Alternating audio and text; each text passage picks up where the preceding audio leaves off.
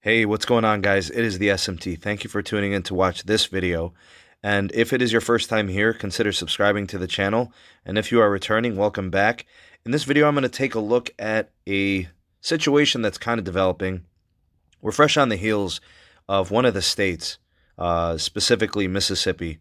They just made a decision to kind of flip-flop at kind of like the onset of the merger proposal, and states kind of taking sides. They decided to oppose and potentially be in on the attempt to block the merger. But since then, and this is as of yesterday, time of this recording, looks like they have switched their stance and they're going pro-merger. And there's a couple of reasons why I'm going to talk about that today. We're going to take a look at the states that have decided to try to block. We're going to look at the ones that have decided to join in to support it. So Illinois, New York, New Jersey, California, Colorado, Connecticut, Hawaii, D.C., Maryland, Massachusetts, Michigan, Minnesota, Nevada, Texas, Virginia, Wisconsin, and Oregon, all in on the block for the T-Mobile and Sprint merger. Really, the thorny states in this case, New York, obviously because of Letitia James being the state attorney general there, and then Texas because it's a Republican state, and this does appear to be like a partisan issue. Those kind of are the thorns of the situation. Now, which of these states make sense? I think New Jersey, California, Connecticut, D.C., Maryland, Massachusetts, Virginia, and Oregon make sense because they are blue states or Democratic states. It makes total sense. Now, you take a look at a situation of Texas, you're like, well, what the heck is that about? So that's kind of the big thing there between them and New York. Now, who's next to potentially flip-flop? I think potentially we could see some states like Illinois, Colorado, Hawaii, Michigan, and Minnesota come in here. Now, why do I say that? If you guys look at coverage maps, you'll see that those states lack coverage from T-Mobile. And in a lot of times, they lack coverage from other carriers as well. And also options for customers in the case of home broadband, TV, internet, that sort of thing. So there are states in need. You take a look at Mississippi. I wanted to show you guys a coverage map from 2016. This is T-Mobile's coverage map as of December 31st, 2016. So kind of sort of 3 years ago, and there's a reason why I chose 3 years ago. If you look closely at the map and we zoom in at Mississippi, I know it's a little blurry, sorry for the resolution, but look at Mississippi, tons of coverage gaps. This is as of the end of the year 2016, 3 years ago. So not very good coverage there. Now, if we take this image and we look at 2019, there are still tremendous coverage gaps. Huge areas where there is no T-Mobile coverage. You look at that, you're like, wow, not much has changed in 3 years for T-Mobile in terms of the state of Mississippi. But if you look around the rest of the U.S., T-Mobile has increased their coverage tremendously. They've really built out a very strong network as of Q2 of 2019. So if you look at these states that are in on the merger, they're all set to benefit from the merger in terms of building out a better network.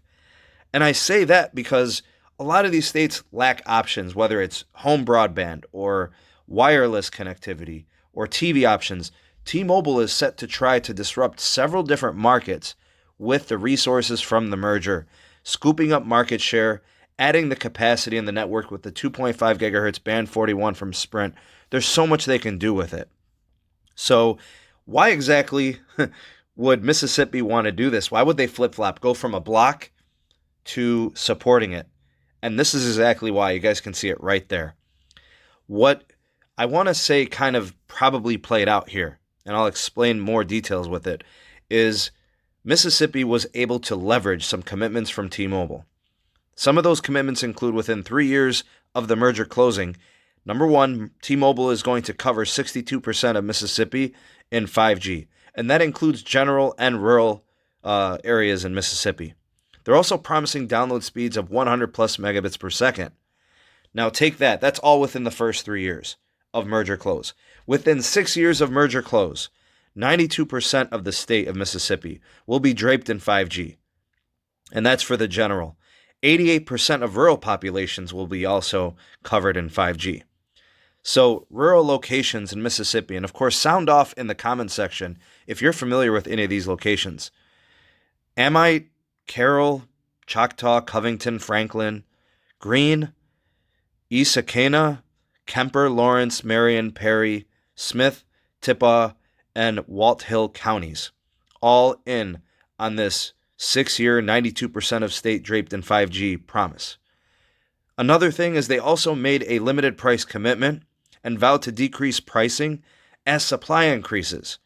So they're basically saying if the demand is there and the customers are there to take advantage of the service and we're making all this money and everything is great, they're going to be dropping pricing.